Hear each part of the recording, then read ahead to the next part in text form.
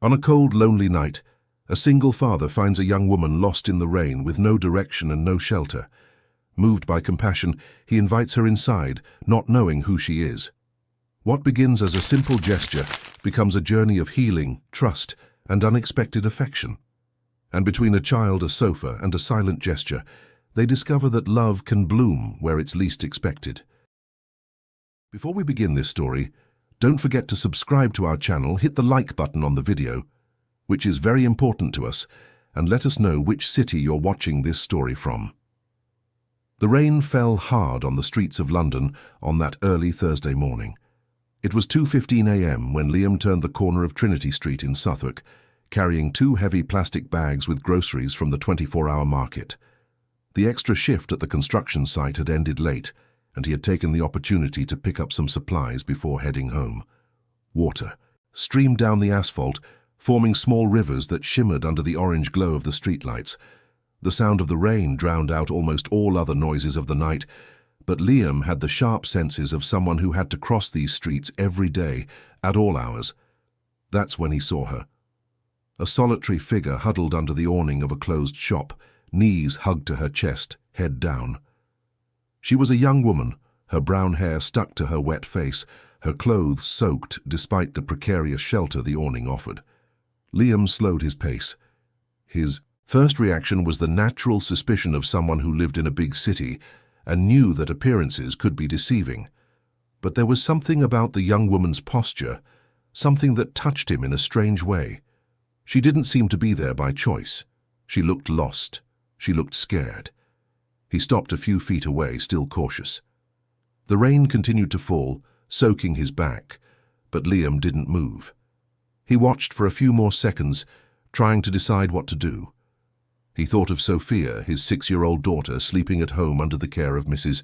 Gable, the neighbor who always helped him when he had to go out at night. He thought about how terrified he would be if, one day, Sophia were alone on a deserted street, wet and afraid. He took 2 more steps forward.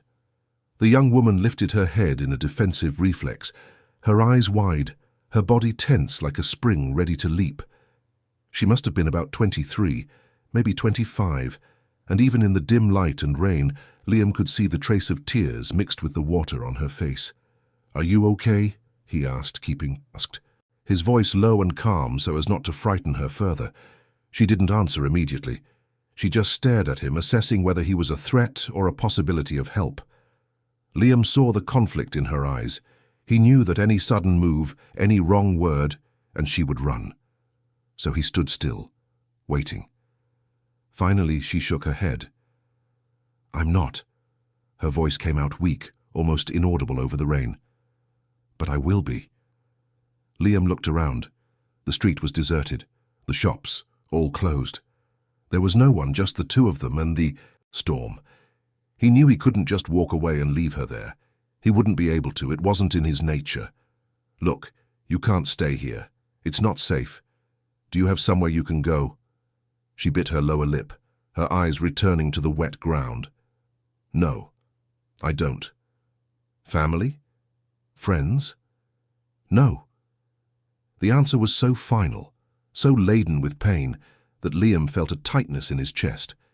He took a deep breath, thinking about the possibilities. He thought of Sophia again. He thought about the risks.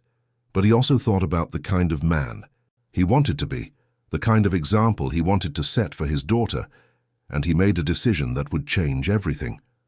"I live close by. It's nothing fancy, but there's a sofa. You can spend the night there. In the morning, we'll figure something out." The young woman looked up, surprised and suspicious at the same time. "Why would you do that?" "Because it's too late for you to be on the street. And because, if it were my daughter in this situation, I would hope someone would help." She studied his face for a long moment. Liam didn't look away. He had nothing to hide. He had no ulterior motives. He was just trying to do what he thought was right, even if it went against all the urban survival logic he knew. "I'm not going to hurt you," he added, with a sincerity she could feel. "I won't ask you anything you don't want to answer. You sleep on the sofa, have breakfast tomorrow, and leave if you want. It's that simple." The young woman hesitated a little longer, But the cold, the exhaustion, and the desperation spoke louder. She nodded almost imperceptibly.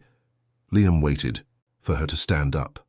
The girl was trembling, and he noticed she had no bag, nothing but the wet clothes she was wearing. They began to walk side by side in silence down the drenched street. Liam slowed his pace so she could keep up, and he noticed she was limping slightly. "Are you hurt?" "It's nothing, just a scratch." He didn't insist. He had said he wouldn't ask questions, and he would keep his word. They walked for 3 more blocks until they reached an old 4-story building, its paint peeling and windows covered with rusty grills. Liam lived on the 2nd floor. He climbed the stairs carefully so as not to make noise and wake the neighbors. She followed him, each step seeming to demand immense effort from her exhausted body. When they reached the apartment door, Liam took the key from his pocket and opened it slowly. The apartment was small and simple. The living room had an old but clean sofa, a tube TV on a small wooden table, and a few shelves with children's books and Sophia's toys. The kitchen was connected to the living room, separated only by a low counter. There were 2 doors, one leading to the only bedroom and the other to the bathroom. Liam turned on the light and gestured for her to enter. The young woman took a few timid steps, looking around as if entering unknown and dangerous territory. "You can relax," Liam said quietly. "My daughter is sleeping in the bedroom. I'll sleep on the mattress on the floor next to her bed, like I always do when I get home late. The sofa is all yours." He went to the built-in closet in the hallway and took out a clean blanket, 2 sheets and a towel. He placed everything on the sofa. "You can take a hot shower if you want. It'll do you good. And I'll lend you a dry sweater. Yours is soaked." The young woman just nodded, still speechless. Liam grabbed an old sweatshirt and handed it to her. He pointed to the bathroom. "Towels are hanging inside. Make yourself at home." She took the towel and the sweatshirt with trembling hands and went to the bathroom. Liam heard the door close, and soon after, the sound of the shower. Meanwhile, he went to the kitchen, heated some water and made chamomile tea. He left the steaming cup on the coffee table next to the sofa. Then he went to the bedroom to check on Sophia. The girl was sleeping soundly, hugging the worn-out teddy bear she had received for her 4th birthday. Liam smiled, feeling his heart ache with love. Everything he did was for her. Every extra shift, every sacrifice, every difficult choice. It was all to ensure Sophia had a better life than he'd had. He closed the bedroom door slowly and returned to the living room. A few minutes later, the young woman came out of the bathroom. Her damp hair was combed back, her face clean, wearing the sweatshirt that was much too big for her. She looked younger this way, more vulnerable. Her eyes were still red, but she seemed a bit calmer. "I made you some tea," Liam said, pointing to the cup. "It helps you relax." "Thank you," she replied, and this time there was a thread of genuine emotion in her voice. She sat on the sofa, held the cup with both hands, and drank slowly. Liam began to arrange the sheets on the upholstery, improvising something like a bed. She watched his every move, still trying to understand why this stranger was being so kind without asking for anything in return. "I'm Liam," he said, without looking directly at her, concentrating on smoothing the sheet. "I work in construction. It's just me and my daughter, Sophia." The young woman was silent for a moment, as if deciding whether or not to reveal her name. Finally, she murmured, "Beatrice. Nice to meet you, Beatrice. Look, I know you don't know me and have no reason to trust me, but you can sleep peacefully. No one will bother you here." She nodded, and Liam noticed her eyes were welling up. He didn't know what had happened to her, where she came from, or why she was alone on that street in the middle of the night, but he knew she carried a deep pain. "If you need anything during the night, just call me. I'll be in the room." Liam waited another moment, but since she said nothing, he just nodded and went to the bedroom. Before closing the door, he looked back one more time.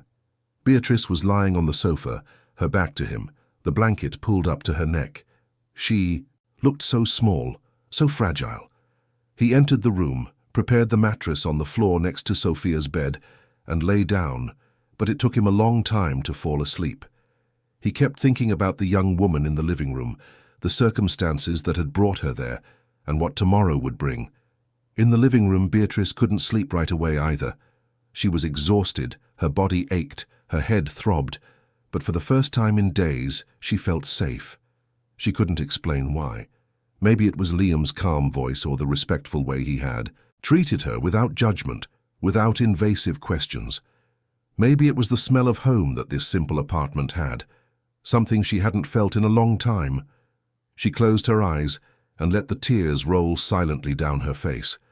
They were no longer tears of despair, but of a deep and unexpected relief. For a few hours at least, she wouldn't have to run.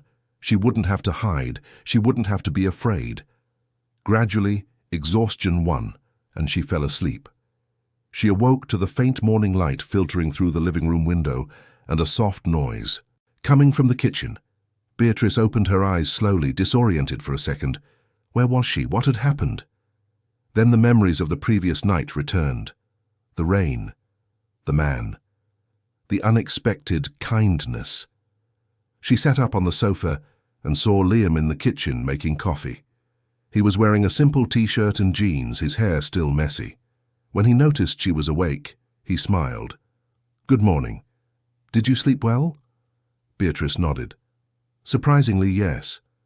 I'm making coffee. There's bread too. It's nothing elaborate, but it fills you up." Just then, the bedroom door opened and a little girl appeared, rubbing her sleepy eyes. She had curly brown hair tied in a slightly crooked ponytail, wore pink pajamas with star patterns, and held the teddy bear against her chest. Sophia stopped as soon as she saw Beatrice, her eyes wide with surprise. "Dad, there's a lady in our living room." Liam chuckled softly. "I know, sweetie. This is Beatrice. She's having breakfast with us today." Sophia looked from Beatrice to her father and back to Beatrice, curious but not afraid. She was a child accustomed to trusting her father's judgment. If he said it was okay, then it was okay. "Hi," Beatrice said, trying to smile despite the awkwardness of the situation. "Hi," Sophia replied, and then, with the brutal sincerity of children, she asked, "Are you my dad's friend?" Beatrice hesitated, not knowing what to say. It was Liam who saved the situation. "Beatrice needed a place to stay last night, and I offered the sofa. Remember how I always tell you about helping people when they need it?" Sophia nodded seriously. "Like when Mrs. Gable helps me when you're working." "Exactly." The girl then approached Beatrice, still holding the teddy bear, and stared at her, with those big dark eyes full of childish curiosity. "Do you want to meet my teddy bear? His name is Honey." Beatrice felt her heart ache. It had been so long since she had seen such pure innocence, so long since she had felt part of something genuine. "He's very handsome," she said, and this time the smile was real. Sophia climbed onto the sofa next to Beatrice and began to talk excitedly about the bear, about school, about the cartoons she liked to watch. Liam watched the scene from the kitchen with a mixture of relief and apprehension. Sophia was very talkative, very affectionate, and he was afraid she would get attached to Beatrice quickly, especially since he didn't know how long the young woman would be there. The coffee was ready, and Liam called them both to the table. It was a simple meal. Bread and butter, coffee with milk, some fruit. But it was made with care, and that made all the difference. Beatrice ate slowly, savoring the taste of everything as if for the first time. It had been so long since she had had a quiet meal, without rushing, without fear. "What do you do for work, Beatrice?" Liam asked, trying to sound casual. She swallowed hard. "I'm unemployed," she replied, which was a half-truth. "I'm looking for something." Liam nodded, not pressing. "I know some people who might be hiring. The owner of the laundrette on Borough High Street is always hiring. The work is hard, but she pays on time." Beatrice felt a mix of gratitude and shame. This man, who barely knew her, was trying to help her find a job. Meanwhile, she was hiding everything about who she really was. "I appreciate that, really." After breakfast, Liam had to leave for work. He told Beatrice she could stay there if she wanted, rest some more. Sophia would be at school until the afternoon, and when she got back, Mrs. Gable would come to pick her up. "Are you sure?" Beatrice asked, still not believing his generosity. "I am. The spare key is under the doormat. If you decide to leave, just leave it there again. If you decide to stay until I get back, we can talk more tonight." He grabbed his backpack, said goodbye to Sophia with a kiss on her forehead, and left, leaving Beatrice alone in the apartment. She stood in the middle of the living room for a long time, trying to process everything. This man had trusted her. He had left his own home in the hands of a complete stranger, and he hadn't asked for anything in return. Beatrice looked around. The apartment was humble, but every corner breathed love. The photos of Sophia hanging on the wall, the girls' drawings held by magnets on the fridge, the toys organized in a box in the corner of the room. It was a real home. She sat on the sofa, hugged her knees to her chest, and for the first time in a long time, allowed herself to cry. Not from sadness, but from a confusing mix of gratitude, relief, and guilt. Gratitude for the unexpected kindness, relief for having found a safe haven, even if temporary, and guilt for not having been completely honest. Beatrice knew she couldn't stay there forever. She knew that at some point she would have to face the reality she had left behind. But for now, in that small apartment in central London, she had found something she never imagined really existed. She had found the pure kindness of someone who helped without expecting a reward, who welcomed without making judgments, who offered shelter without asking for anything but respect in return. And that, she realized, was the beginning of something that would forever change the course of her life. The following days were a strange mix of adaptation and discovery for Beatrice. She had decided to stay, at least for now, and Liam made no objections. He didn't charge rent, didn't set strict rules, just asked that she respect the space and help where she could. It was a tacit agreement, based on mutual trust and the silent understanding that they both needed this arrangement, each for their own reasons. On the second day, Beatrice tried to help in the kitchen. Liam had left early for work, and Sophia was getting ready for school. Beatrice decided to make breakfast as a way to repay the hospitality. She took eggs from the fridge, the frying pan from the cupboard, and began to work with a determination that far surpassed her culinary skills.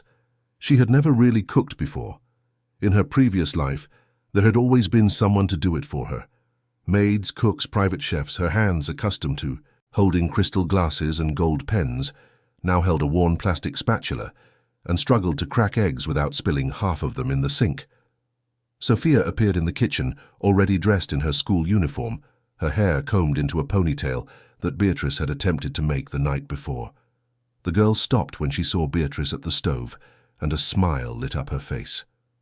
"You're making breakfast?" she asked excitedly. "I'm trying," Beatrice replied with a nervous smile. Sophia pulled over a chair and climbed on it to be at counter height, watching everything with curiosity. Beatrice was trying to scramble the eggs in the pan, but it was clear she had no idea what she was doing. The whites started to stick to the bottom. The yolk spread unevenly, and when she tried to flip it all at once, half of it fell out of the pan and slid down the side of the stove. "Oh no," Beatrice muttered, feeling her face flush with embarrassment. Sophia laughed, but it wasn't a mean laugh. It was the innocent laughter of a child seeing something unexpected and funny. "You've never made eggs before, have you?" Beatrice sighed. "Is it that obvious?" "A little bit," Sophia admitted, nodding. "But that's okay. My dad burned the eggs the first time he tried to make them alone too. He told me." Beatrice looked at the girl and couldn't help but smile. There was something so comforting in childish sincerity, in Sophia's ability to make any situation seem less serious than it was. Just then, the apartment door opened and Liam walked in. He had forgotten his wallet on the coffee table and had come back for it. Seeing the scene in the kitchen, the spilled eggs, Beatrice with the spatula in hand and a look of despair on her face, he understood everything immediately. "Let me help you with that," he said, gently taking the spatula from her hand. "I wanted to help, make breakfast for you guys, but I messed everything up," Beatrice said, feeling useless. "You didn't mess anything up," Liam replied, already cleaning the stove and getting more eggs. "It happens. The first time I tried to make a fried egg for Sophia, I ended up serving her a hard pancake from flipping it so much. She ate it anyway, because she said it was an egg pancake, and we pretended it was a new recipe." Sophia laughed out loud at the memory. "It was horrible, Dad." Liam feigned indignation. "Hey, you said you liked it." I lied, so I wouldn't make you sad." The three of them laughed together, and Beatrice felt something warm in her chest. This family had a lightness, a way of turning bad moments into funny memories that she had never experienced. Liam cooked new eggs, this time perfectly fried, and served them to the two of them. He grabbed the wallet he had come for, kissed Sophia's forehead, and said goodbye again. Before leaving, however, he paused at the door and looked at Beatrice. "I'll take you to the laundrette later if you're still interested." "I am," Beatrice replied without hesitation. And so began Beatrice's new routine. Liam took her to the Borough Laundrette, a modest establishment on a side street, with old but well-maintained machines and a strong smell of washing powder and fabric softener. The owner, a woman in her 60s named Vera, looked Beatrice up and down with suspicion. "Have you ever worked in a laundrette before?" she asked directly, without beating around the bush. "No," Beatrice admitted. "But I'm a fast learner and a hard worker." Vera exchanged a look with Liam, who gave an almost imperceptible nod, as if telling her to trust him. The woman sighed. "All right, I'll give you a chance. But the work is hard, you know? It's not for everyone. You start tomorrow, 6 in the morning." Beatrice agreed, thanked her, and left the laundrette with a mix of relief and anxiety. She had a job, something she had never needed in her entire life, but which now represented her independence, her chance to start over. The first day of work was brutal. Beatrice arrived promptly at 6 a.m. and was immediately thrown into the frantic pace of the laundrette, sorting clothes by color and fabric type, carrying heavy bundles from one side to the other, operating the gigantic machines, folding enormous hotel sheets, ironing starched uniforms. Her hands, which had never done anything heavier than hold a designer handbag, began to ache after the first hour. Her back complained with every move. Her feet, in a pair of old sneakers Liam had lent her, were burning. The other employees watched her with a mixture of curiosity and skepticism. It was obvious she wasn't from around there. Even trying to blend in, wearing simple borrowed clothes, there was something in her posture, in the way she spoke, that betrayed a different origin. But Beatrice didn't give up. She did everything she was asked, even when she made mistakes, even when Vera yelled at her for putting colored clothes in with the whites or for not folding the sheets correctly. During her lunch break, she sat in the small courtyard at the back of the laundrette, eating the ham sandwich Liam had prepared for her that morning. Her hands were shaking with fatigue. Blisters were forming on her fingers. Her whole body ached, and she still had 5 more hours of work ahead of her. One of the older employees, a woman named Brenda, sat down next to her. She was a middle-aged black woman with calloused hands and a kind smile. "The first day is always the worst," she said, "but you'll hang in there. I saw you working. You don't give up easy." Beatrice gave a tired smile. "I don't have the option to give up." "Everyone has the option," the woman replied. "But not everyone has the courage to stay." Those words echoed in Beatrice's head all afternoon. The courage to stay. That's what she was trying to do, to stay in a world that was completely different from her own, but that, in some strange way, made more sense than anything she had left behind. When her shift ended at 6 p.m., Beatrice could barely walk. She collected her day's wages, a few crumpled notes Vera handed her, and began the walk back to Liam's apartment. With every step, her feet hurt more. The borrowed sneakers were a size too small and squeezed her toes. But she kept going. When she arrived at the apartment, she found Liam preparing dinner while Sophia did her homework at the living room table. The girl looked up when Beatrice walked in and ran to hug her. "You're back!" she shouted excitedly. Beatrice hugged the girl back, feeling tears sting her eyes. "I'm back." Liam turned from the stove and saw the state she was in. Her exhausted face, her marked hands, the way she limped slightly. He said nothing, just nodded towards a chair. "Sit down. Dinner's almost ready." Beatrice sat down gratefully, and Sophia came back to her showing her homework. The Yaito girl talked non-stop, telling her about school, her friends, her teacher. Beatrice tried to pay attention, but the exhaustion was so great that everything seemed to be happening in slow motion. After dinner, she helped with the dishes, even with her sore hands. Liam tried to tell her she didn't have to, that she should rest, but Beatrice insisted. She didn't want to be a burden. She didn't want him to think she was useless or spoiled. That night, she lay down on the sofa earlier than usual, her body screaming for rest, but she couldn't sleep. The pain in her feet was too intense. She tossed and turned, trying to find a comfortable position, but nothing helped. She was just about to drift off when she heard a soft noise in the living room. She opened her eyes and saw Liam there, holding something. He turned on the table lamp and Beatrice saw it was a shoebox. "Sorry to wake you," he said quietly. "But I noticed your feet were hurting, and those sneakers you're wearing are too small. So I stopped by a shop after work and bought these for you." He placed the box on the coffee table. Inside was a pair of new sneakers, simple but good quality, and with them a small handwritten note. Beatrice took the note with trembling hands and read it by the lamplight. "If you decide to leave tomorrow, I'll understand. But if you do, at least don't go with your feet hurting. No one deserves to walk in pain." The tears she had been holding back all day finally fell. They weren't tears of sadness or physical pain, but of a deep emotion she couldn't name. Gratitude, affection, belonging, maybe a mix of all three. Liam didn't know what to do in the face of her crying. He took a hesitant step forward. "Hey, if I did something wrong, I'm sorry. I didn't mean to make you upset." Beatrice shook her head, trying to speak through her tears. "You didn't do anything wrong. It's just that no one has ever done something like this for me, without expecting anything in return, just because they cared." Liam shrugged, a little embarrassed. "It's the right thing to do." "But not everyone does the right thing," Beatrice said, wiping her eyes. "You and Sophia are the kindest people I've ever met." Liam smiled, faintly. "Sophia has a knack for liking people. She adopted you on the first day." "And you?" Beatrice asked, looking directly at him for the first time with eyes free of fear or suspicion. "Did you adopt me too?" Liam held her gaze for a long moment before answering. "Let's just say I gave you a chance, and you've shown it was worth it." There was a comfortable silence between them. Nothing more needed to be said. They both understood what that moment meant. It was the beginning of a deeper trust, a connection that went beyond simple charity. Liam stood up.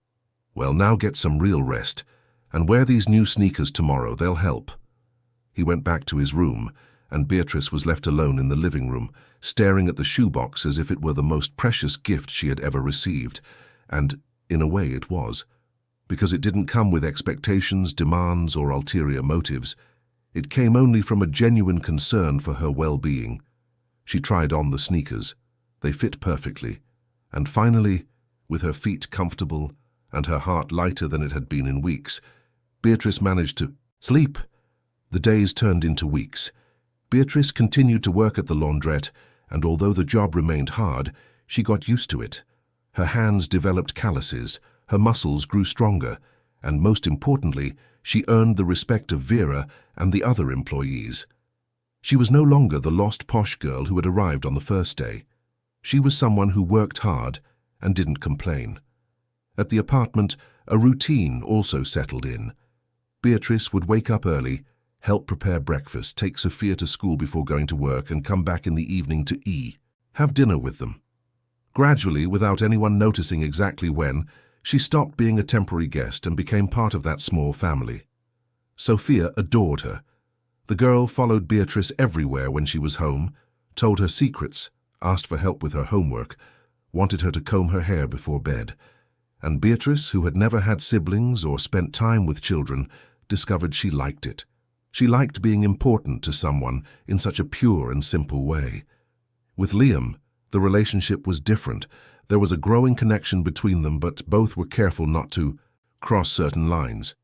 They talked during dinner, laughed at each other's stories, worked together on household chores. But there was a respectful distance, a tacit understanding that they both had their spaces and their secrets. Until one night, everything changed. It was early on a Saturday morning. Liam had worked an extra shift during the week and now had to make an urgent delivery of materials for a private client. It was an extra job he had taken to earn some additional money. He was going alone, but Beatrice, who couldn't sleep, offered to help. "I'll go with you." 4. Hands work faster than 2. Liam hesitated but eventually agreed. They left Sophia sleeping under Mrs. Gable's care and took the old pickup truck Liam used for private jobs. The address was in a more remote area, in an industrial district. The streets were deserted at that hour. Liam parked in front of a warehouse and began to unload the bags of cement. Beatrice helped as much as she could, though each bag weighed almost as much as she did. It was when they finished and were heading back to the truck that it happened. A huge, aggressive dog appeared, out of nowhere, barking fiercely and running towards them. Beatrice panicked. She screamed and ran without thinking, tripping on an uneven patch of asphalt. She fell hard, scraping her knees and hands. The dog kept advancing, and Liam ran to place himself between the animal and Beatrice. He picked up a piece of wood from the ground and made sharp movements, shouting to scare the dog away. The dog, startled by his reaction, backed off and fled. Liam immediately turned to Beatrice. She was on the ground, trembling, with blood running from her knees. "Are you okay?" he asked, kneeling beside her and examining her injuries. "I'm fine, just scared." Liam helped her up, but when she tried to put weight on her right foot, she winced in pain. She had twisted her ankle in the fall. "Let's get out of here," Liam said, putting her arm over his shoulders to support her. They returned to the truck and Liam drove home in silence, but it wasn't a peaceful silence. Beatrice could feel the tension radiating from him. His hands gripped the steering wheel tightly. His jaw was clenched. When they arrived at the apartment, Liam still hadn't said a "he" word. He helped Beatrice up the stairs, inside, and onto the sofa. He got the first aid kit and began to clean her wounds with mechanical, rough movements. "Hey, that hurts," Beatrice complained. Liam stopped, took a deep breath, and when he looked at her, his eyes were shining with anger and something else she couldn't immediately identify. "You shouldn't have run," he said, and there was a hardness in his voice she had never heard before. "I told you to stay in the truck. Why didn't you stay?" "I got scared." "And what if you had really hurt yourself? What if you had broken something? What if the dog had caught you?" "But it didn't." "But it could have," Liam practically shouted, and then he stopped, realizing he had lost control. There was a heavy silence. Beatrice looked at him, confused and a little frightened by his disproportionate reaction. Liam realized this and ran his hands over his face, trying to calm down. "I'm sorry," he said more quietly. "I'm sorry for shouting. It's just that when I saw you on the ground, I was scared. Really scared, and I don't like that feeling." "Scared of what?" Beatrice asked softly. Liam looked at her for a long moment before answering, "Afraid of losing you." The words hung in the air between them, charged with a meaning they were both beginning to realize, but were still afraid to name. Beatrice felt her heart race. Liam looked away, as if regretting he had said it out loud. "I brought you here to help you, to give you a roof over your head," he continued, still not looking at her. "But somehow you became more than that. You became part of our lives, part of my life, and the idea that something bad could happen to you filled me with a fear I haven't felt since Sophia's mother left us." It was the first time Liam had mentioned Sophia's mother, and Beatrice understood the weight of those words. She didn't know what to say, how to process that confession. Liam went back to cleaning her wounds, this time much more carefully. He applied antiseptic, put on bandages, wrapped her ankle. He did it all in silence, and when he finished, he remained there, kneeling before her, holding her hand in his.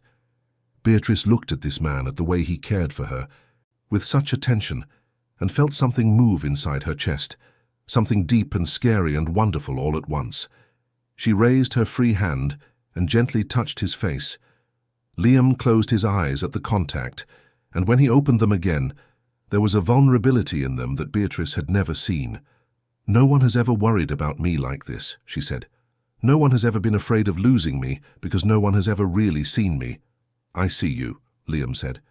"And I see you too," Beatrice replied.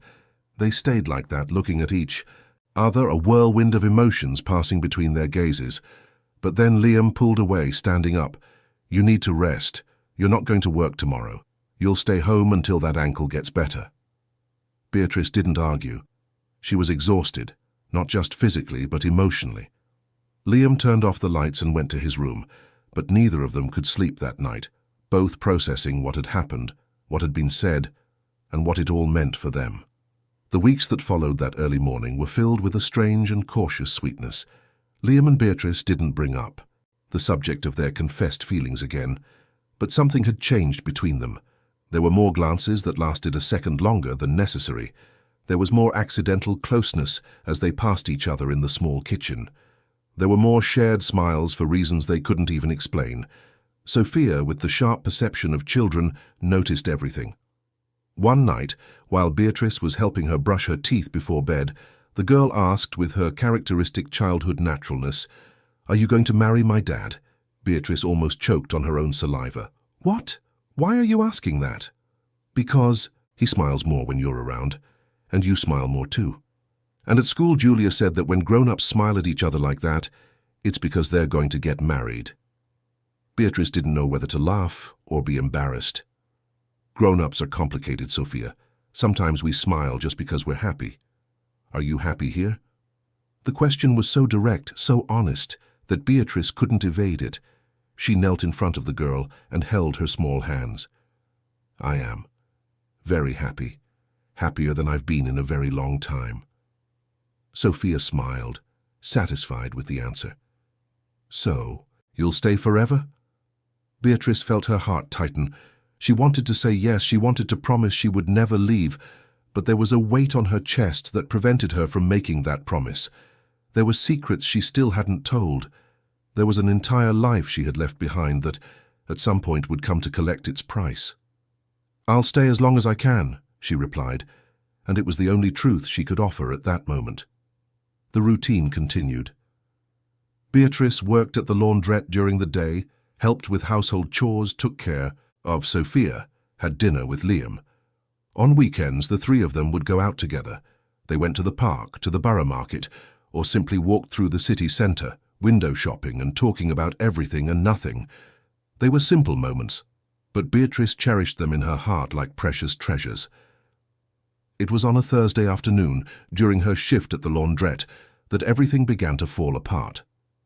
Beatrice was at the front counter, taking in clothes from a customer, when something fell out of her bag which was hanging on the chair behind her.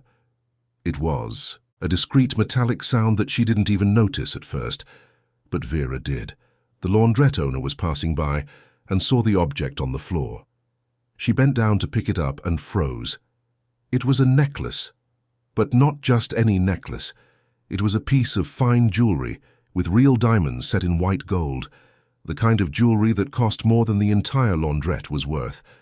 Vera looked from Beatrice to the necklace and back to Beatrice. The young woman was still focused on the customer, filling out the ticket, oblivious to what had happened. But when she finally turned and saw Vera holding the necklace, her face went pale. "Where did you get this?" Vera asked, her voice low but loaded with suspicion. "It's mine," Beatrice answered automatically, reaching out to take the necklace back. "Yours? A laundrette worker with a necklace worth more than a year's salary? Explain this to me properly, girl." The other employees had stopped working and were now watching the scene with curiosity. Beatrice felt panic rise in her throat. How could she explain? How could she tell the truth without revealing everything? "It was a gift," she said, but the lie sounded weak even to her own ears. "A gift from whom? Where did you come from anyway? Why is a girl like you working in a place like this?" The questions came like blows, and Beatrice had no answers she could give without destroying the life she had built there. She took the necklace from Vera's hands, put it in her bag, and tried to get back to work, but the laundrette owner grabbed her arm. "You're either going to give me an explanation, or I'm going to have to call the police. Because if you stole this from someone—" "I didn't steal it," Beatrice said, her voice trembling. "I swear I didn't steal it. It's mine by right, but I can't explain right now. Please, Vera, trust me." Vera looked into her eyes for a long moment. There was desperation there, but also sincerity. Finally, she let go of Beatrice's arm. "You have until the end of your shift to give me a better explanation. If not, I can't keep you working here." Beatrice nodded, feeling tears threatening to fall. She spent the rest of the day in a fog of anxiety, her hands working mechanically while her mind spun in circles trying to find a way out. When her shift ended, she didn't go to talk to Vera. She simply gathered her things and left. She knew she had probably lost her job, but at that moment, she didn't care. She needed to go home. She needed to be near Liam and Sophia. She needed that feeling of security, even knowing it was temporary and fragile. But when she arrived at the apartment, she found Liam sitting on the sofa, his phone in his hand, and an expression on his face she had never seen before.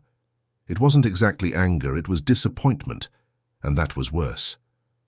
"Are you going to tell me who you really are?" he said bluntly as soon as she walked in. Beatrice froze at the door, her heart pounding. "What?" Liam held up his phone.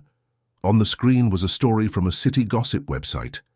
And there she was, a photo of her from a few months ago at a charity gala, wearing an evening gown and the diamond necklace.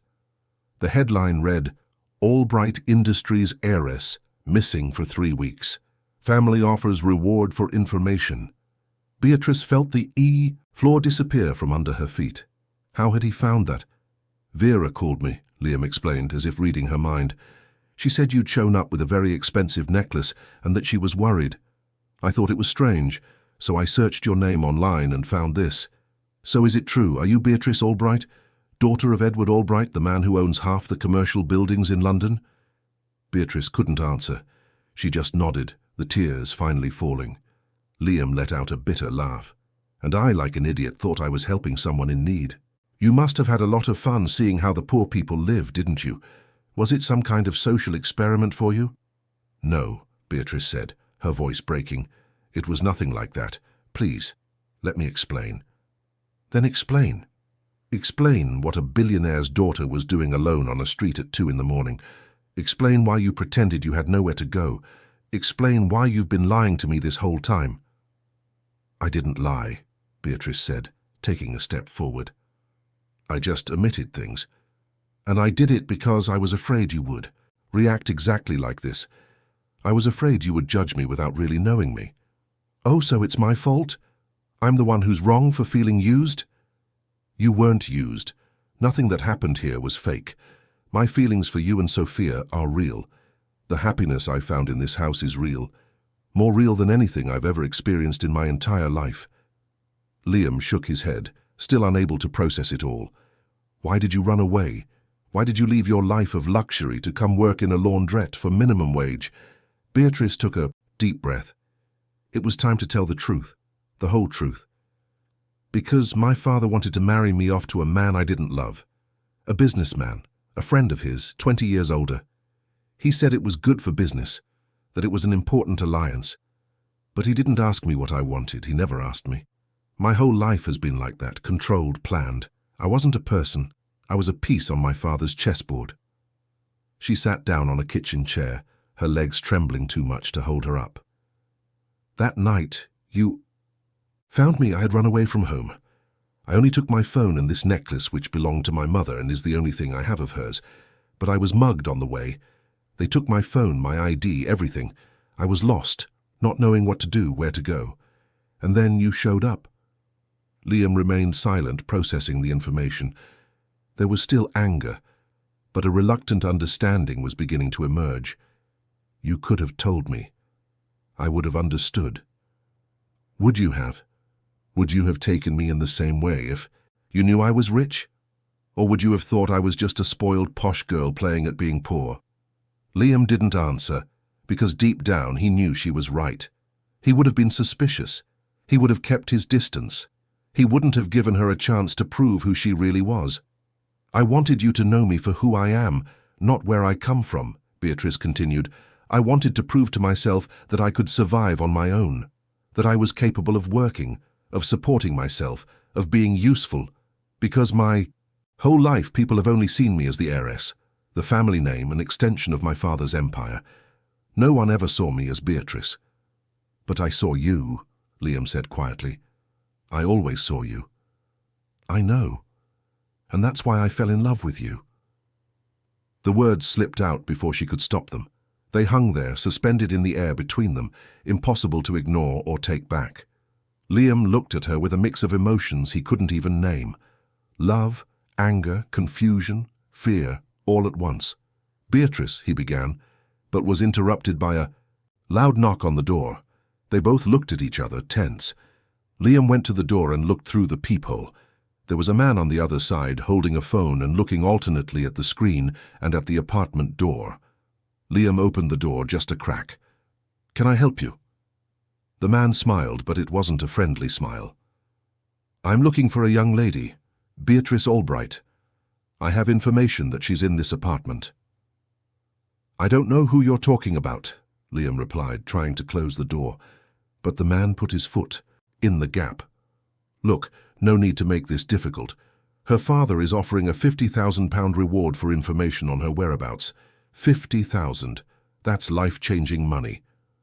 Beatrice had stood up and was now behind Liam. The man saw her, and his smile widened. "There you are. Your family is worried, Miss Albright. Your father wants you to come home." "I'm not going back," Beatrice said, trying to sound firm despite her fear. The man shrugged. "You won't be arguing with me. I've already passed your location to your father's security team. They should be here in a few minutes." Liam felt panic rise. He looked at Beatrice and saw the terror in her eyes. It didn't matter what had happened between them. It didn't matter how angry he was about the lie. She was scared, and he couldn't just stand by. "Come on," he said, taking her hand. "Let's get out of here." "Run all you want," the man shouted after them. "They'll find you. It's better to go willingly." But Liam and Beatrice were already heading down the stairs through the building's rear emergency exit. They ran down the side street, turned left, then right, trying to get as far away as possible. They finally stopped in a dark alley to catch their breath. Beatrice was trembling, and Liam noticed there were tears on her face. "Sophia," she said between sobs, "what if they go after her? What if they use her to find me?" Liam took out his phone and called Mrs. Gable. The neighbor confirmed that Sophia was fine, playing at her house, and that there were no strangers around. He asked her to keep the girl there for a few more hours, making up some excuse. "She's safe," Liam said, and Beatrice sighed in relief. They stayed there for a few minutes in silence. Liam looked at the young woman beside him. Even in the dim light of the alley, even with her face stained with tears, she was beautiful. And he realized something that scared him. He realized that, despite the lie, despite everything, he still cared about her. He still wanted to protect her. "Why did you do that?" Beatrice asked. "Why did you help me escape? You were angry with me." "I still am," Liam admitted, "but that doesn't mean I'm going to let them take you back to a life you don't want. No one deserves to be a prisoner, not even in a golden cage." Beatrice looked at him with an intensity that made him look away. "You're bleeding," she said suddenly, pointing to his arm. Liam looked down and saw a cut on his forearm. He must have gotten it when they jumped the fence behind the building during their escape. He hadn't noticed in the rush, but now that the adrenaline was wearing off, he felt the throbbing pain. "It's nothing," he said. Beatrice took the hem of her own shirt and tore off a piece, improvising a bandage. She tied the fabric around his arm carefully. "You always do this," she said quietly. "You always get hurt protecting me." "Why?" Liam held her hand, stopping her from finishing the bandage.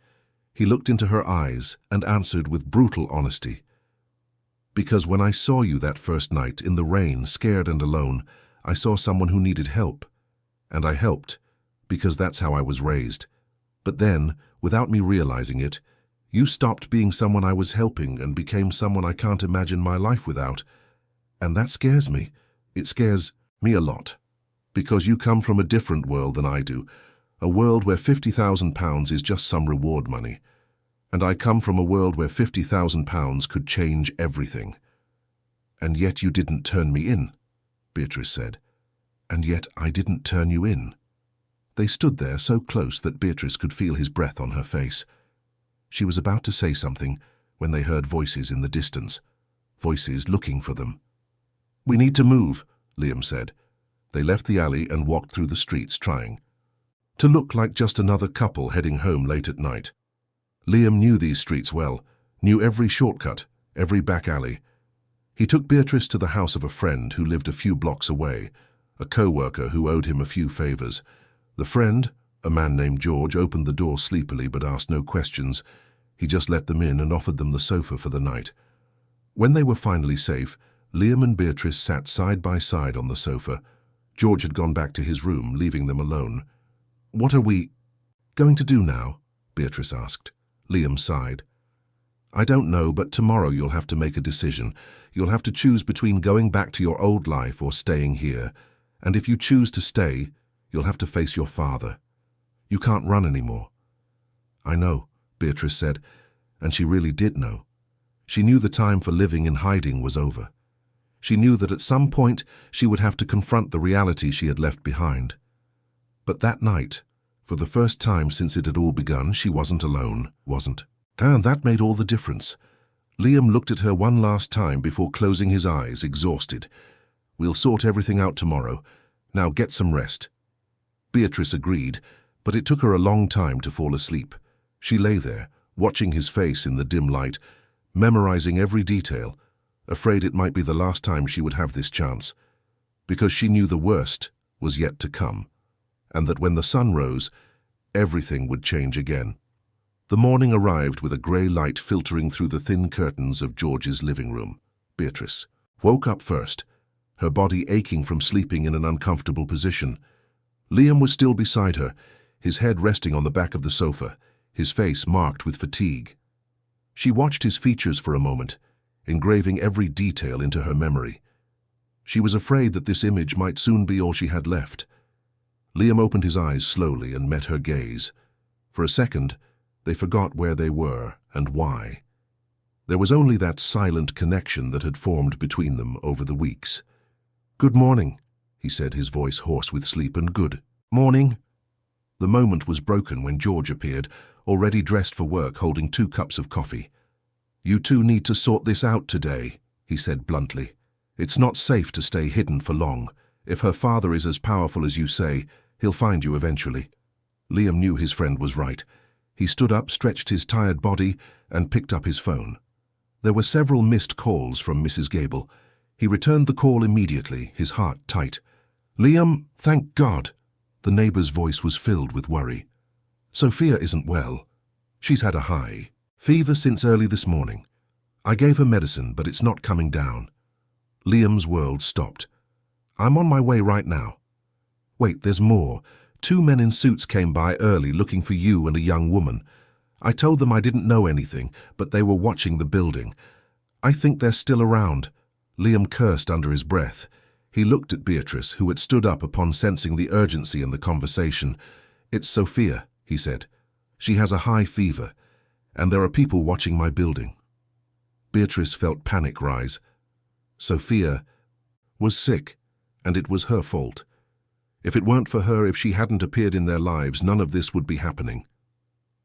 "I'm going with you," she said. "No," Liam replied. "It's too risky. If they see you—" "I don't care. Sophia needs you, and you might need me. We'll go together." George offered a cap and sunglasses for Beatrice to try to disguise her appearance. It wasn't perfect, but it was better than nothing. They left his house and made their way through the back streets, avoiding the main roads.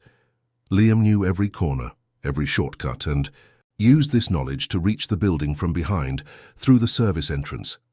They ran up the stairs and entered Mrs. Gable's apartment. Sophia was lying on the sofa, her face flushed with fever, her eyes half closed. When she saw her father, she managed a weak smile. "Dad," she murmured. Liam rushed to her, picked the girl up, and felt the excessive heat of her small body. The fever was indeed very high. Beatrice stood at the door, watching the scene with a heavy heart. Sophia opened her eyes a little more and saw her. "Bee," the girl called, using the affectionate nickname she had created for her. Beatrice approached and held Sophia's warm little hand. "I'm here, little one. You're going to be okay." But even as she said it, she saw the worry on Liam's face. This wasn't a common fever. Something was wrong. "We need to get her to the hospital," Liam said to Mrs. Gable. "Now." The neighbor agreed. "I'll go with you." They went down quickly. Liam carried Sophia in his arms, Beatrice walked beside him, and Mrs. Gable followed. When they reached the street, Liam looked for a taxi, but before he could find one, a black luxury car screeched to a halt in front of them. 2 men in suits got out. They were large, clearly trained security guards, and behind them, stepping out of the back seat, was a man in his 60s, with perfectly combed grey hair, a tailored suit and a stern expression. Edward Albright. Beatrice felt her legs give way. Dad. Edward looked at his daughter with a mixture of relief and restrained anger. Then, his eyes turned to Liam, sizing him up from head to toe with a look that did not hide his disdain. "So this is the fellow who's been hiding my daughter." "I haven't hidden anyone," Liam replied, keeping his voice firm despite the disadvantageous situation. "She was here because she wanted to be. And now, if you'll excuse me, I need to take my daughter to the hospital." Edward looked at Sophia in Liam's arms, and something in his expression changed. Just for a second, but Beatrice saw it. It was genuine concern. Her father, for all the control and coldness he displayed, was not completely devoid of humanity. "My driver will take you," Edward said. "It's faster than waiting for a taxi." "I don't need your help," Liam retorted. "But your daughter does," Edward countered. "And if there's one thing I understand, it's a father's desperation when his child is in danger." There was a moment of tension. Liam looked at Sophia, who was growing more listless in his arms, and made the hardest decision. He accepted. They got into the car, Liam holding Sophia, Beatrice beside him. Edward got in the front, next to the driver. The journey to the nearest hospital was made in heavy silence. When they arrived, Liam rushed out with Sophia. Beatrice followed, but Edward held her by the arm. "Let them handle this," he said. "You're coming with me. We need to talk." "No, I need to be with them."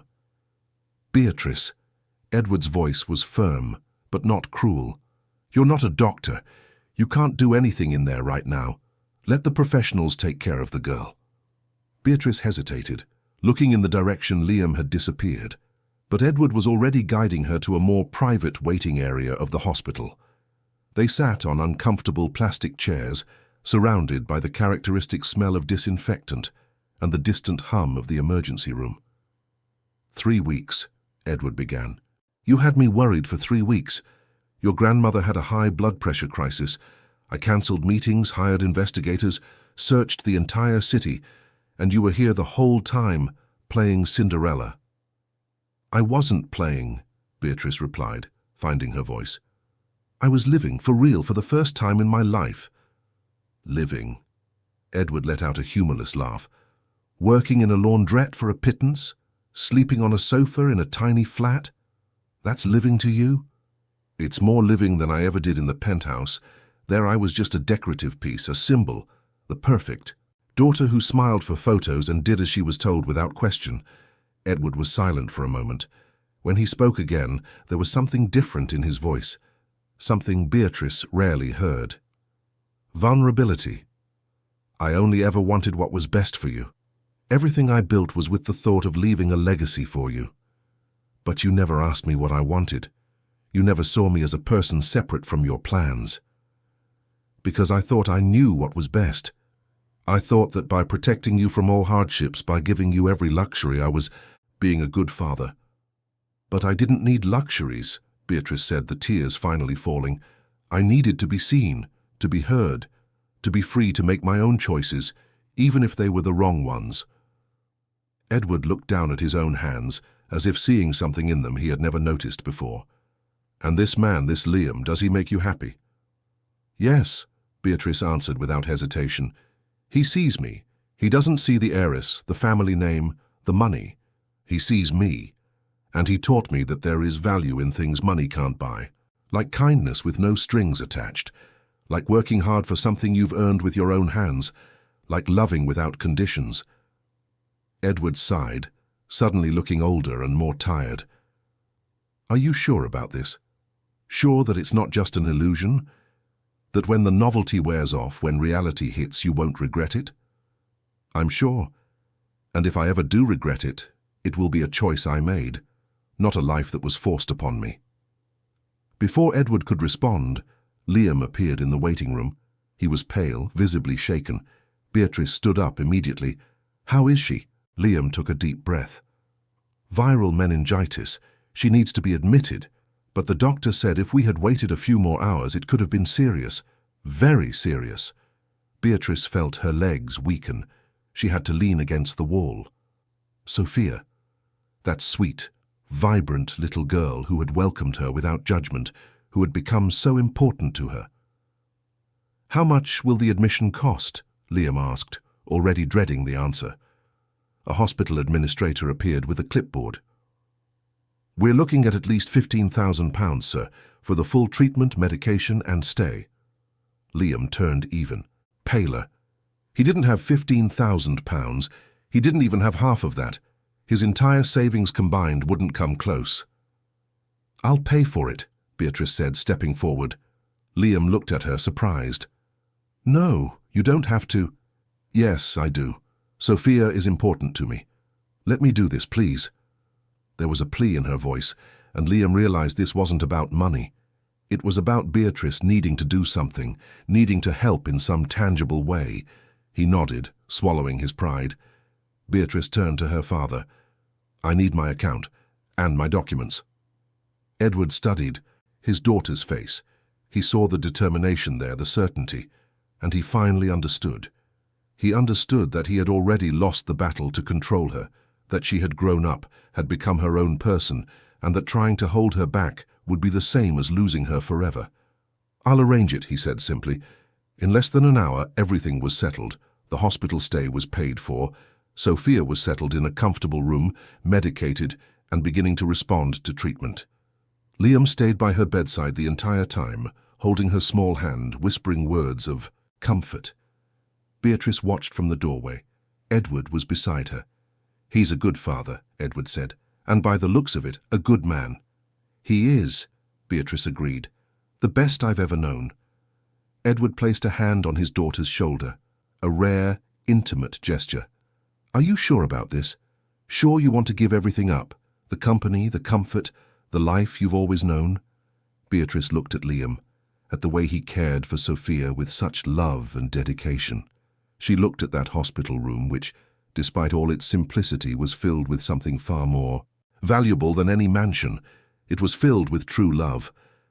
"I'm not giving everything up. I'm gaining something I never had. I'm gaining a real family. I'm gaining freedom. I'm gaining a life that has meaning." Edward was silent for a long moment. Then he sighed. "You're just like your mother. She was stubborn like this too. She also chose her heart over reason." Beatrice turned to her father, surprised. She had never heard him speak like that about her mother, who had left years ago because she could no longer stand the lifestyle Edward demanded. "And did you regret letting her go?" Beatrice asked quietly. Edward looked at his daughter with a deep sadness in his eyes. "I regret not going after her, letting my pride get in the way. I won't make the same mistake twice." He held out his hand, and Beatrice took it. It wasn't a hug, not a complete reconciliation, but it was a start. It was a bridge being built between two worlds, two realities, two people who were learning to truly see each other. "If you stay with him, if you choose this life, I won't support it," Edward said, but there was a sadness in his tone. "But I won't stop you either. You're an adult. Your choices are your own." "Thank you, Dad. But if you ever need me, if things ever get difficult, my door is always open. Always." Beatrice nodded, the tears now flowing freely. "I know." Edward said his goodbyes and left the hospital. Before leaving, however, he stopped at the reception and left instructions for all of Sophia's medical expenses to be sent to him, regardless of the length of her stay. It was his way of trying to fix things, his way of showing that despite everything he understood. Beatrice entered the room. Liam looked up, his eyes red from exhaustion and worry. "She's going to be okay," Beatrice said. "The doctors said her fever is already coming down." Liam nodded but couldn't speak. The emotion was caught in his throat. Beatrice came closer and placed her hand on his. They stayed like that, in silence, united by their concern for the child they both loved. Hours later, when Sophia finally woke up, more lucid and with the fever under control, she looked around and smiled when she saw them both there. "Are you two fighting?" she asked with childish sincerity. Liam and Beatrice looked at each other and couldn't help but smile. "No, little one," Liam said. "We're not fighting." "Good," Sophia replied, her voice still weak. "Because I like it when you're together. The house is happier." Those simple words broke down any remaining barrier between Liam and Beatrice. He looked at her and saw not the heiress who had lied, but the woman who had worked hard, who had cared for his daughter, who had chosen to stay even when she could have returned to comfort. "I'm sorry I doubted you," he said, quietly. "I'm sorry I didn't tell you the truth from the beginning." Sophia took both of their hands and joined them on top of the blanket. "There. Now you've made up." Liam and Beatrice laughed through their tears, and at that moment, in that hospital room that smelled of medicine and had white walls, they understood they had found something rare. They had found a family that wasn't defined by blood or money, but by choice, by love, by mutual commitment. Sophia stayed in the hospital for 3 more days. During that time, Beatrice practically lived there, helping Liam take care of the girl, bringing food, telling stories, doing everything she could to make those days lighter. And Liam realized she wasn't there out of obligation or guilt. She was there because she wanted to be.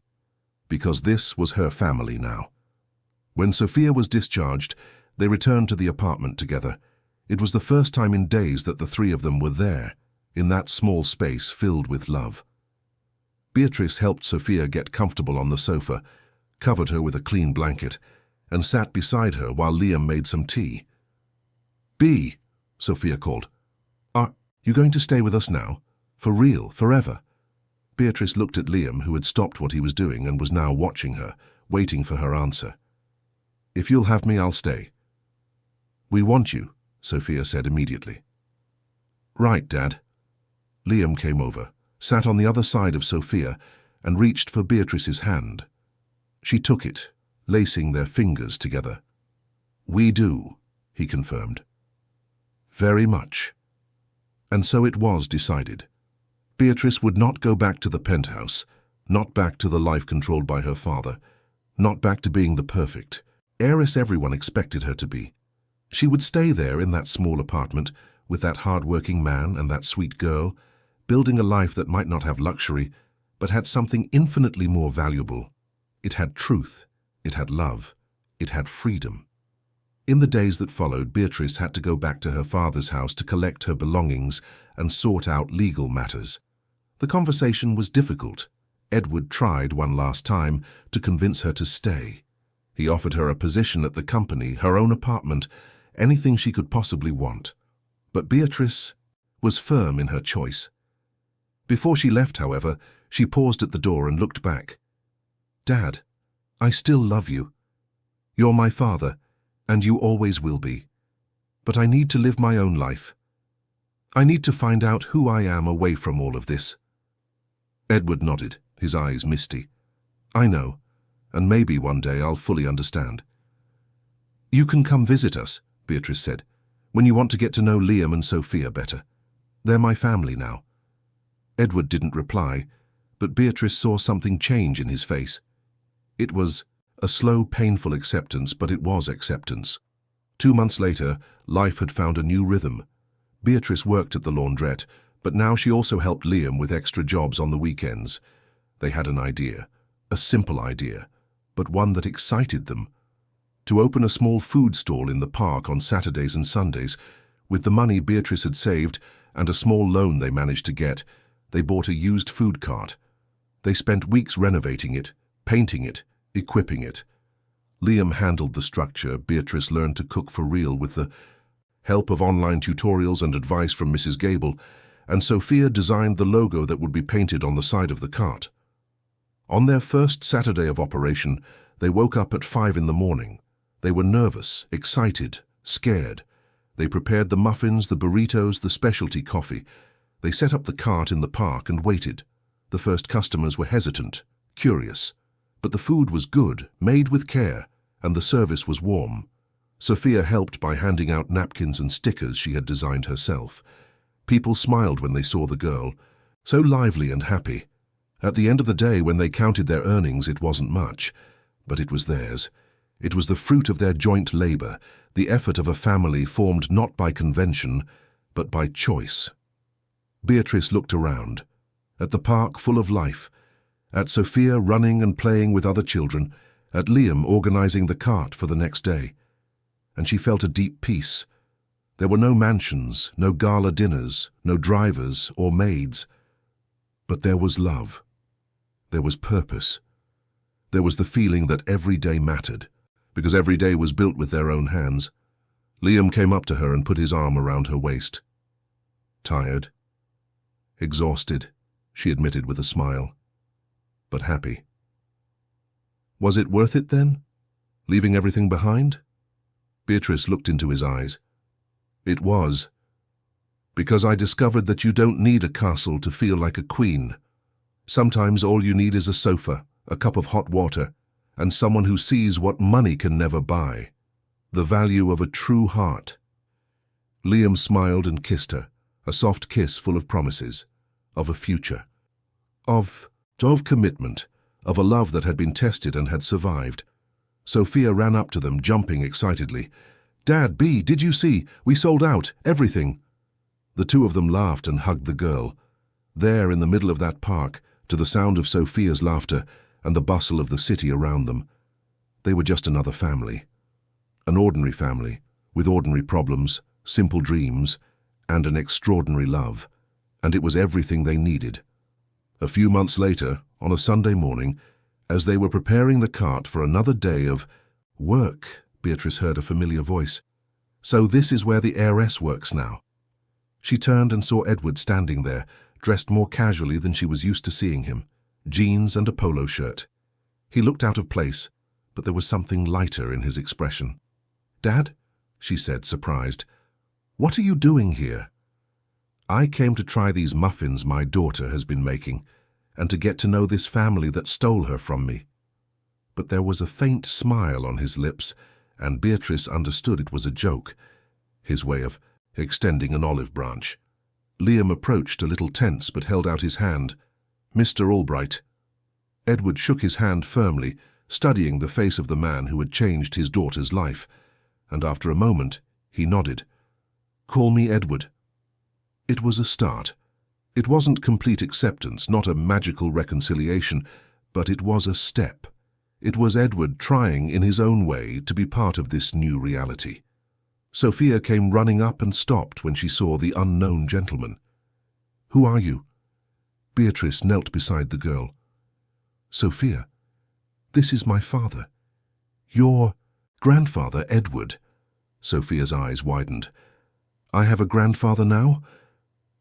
Edward looked at this child, with her messy hair and wide smile, and something moved inside him. Something he thought he had lost long ago. The ability to love something that had no connection to business or power, to just love for the sake of it. "It seems so," he said, and there was an unprecedented softness in his voice. Sophia jumped for joy and took Edward's hand, dragging him to see the food cart. Beatrice and Liam watched the scene, amazed. Who would have thought that this cold, controlling man could be melted by the enthusiasm of a child? The day passed in a surprisingly pleasant way. Edward tried the muffins, found them excellent, chatted with some customers, and watched how the small family worked in harmony. And at the end of the day, before leaving, he pulled Beatrice aside. "You made a good choice," he said. "Not the choice I would have made, not the choice I wanted for you, but looking at you now, seeing you truly happy for the first time in years, I understand." "Thank you, Dad. It means a lot to me to hear." "You say that." "And this fellow," Edward continued, looking at Liam, who was playing with Sophia, "does he treat you well?" "He treats me like I'm worth more than all the money in the world." Edward smiled, a real smile, not the corporate ones Beatrice was used to seeing. "Then he's a lucky fellow." Beatrice shook her head. "No, Dad, I'm the lucky one." And it was true, because she had learned that happiness doesn't come from having everything, but from having what truly matters. It comes from waking up next to people who truly love you. It comes from working hard for something you built with your own hands. It comes from falling and getting up and keep trying. It comes from turning the ordinary into the extraordinary simply because you chose to be there, fully, completely. That night, when they returned to the apartment, tired but satisfied, the three of them settled onto the sofa. The same sofa where it had all begun on that rainy night months ago. Sophia fell asleep between Liam and Beatrice, her bare honey clutched to her chest. Liam looked at Beatrice over the head of his sleeping daughter. "Do you regret anything?" Beatrice thought for a moment. She thought about the life she had left, the comfort she had given up, the conveniences she no longer had. But then she looked around. At that small apartment she now called home. At that man who saw her for who she really was. At that girl who loved her unconditionally. At the simple but meaningful life she had built. "Nothing," she replied. "I don't regret a single thing." And it was the purest truth, because sometimes, to find what really matters, you have to get lost first. You have to leave behind everything you thought defined you. You have to have the courage to walk into the unknown. And when you finally find it, when you finally understand the true meaning of home, of family, of love, you realize that the journey, however painful it may have been, was worth every second. Beatrice closed her eyes, her head resting on Liam's shoulder, feeling the gentle weight of Sophia leaning against her. And she fell asleep, with a smile on her lips, knowing that for the first time in her life, she was exactly where she belonged. Dear listeners, we hope the story of Beatrice, Liam and Sophia has deeply touched your hearts. If you were moved by this journey of renunciation, discovery and true love, please leave a like, subscribe to the channel, and tell us in the comments which moment marked you the most. Did you identify with Beatrice's courage in leaving everything behind, with Liam's kindness in taking in a stranger, with Sophia's sweetness? Share your thoughts with us. Every day we bring intense and engaging stories like this one, which reveal the deepest and truest side of the human soul, showing that love, generosity, and the courage to make difficult choices can completely transform our lives. We look forward to seeing you in the next episode with a new story that will touch your heart.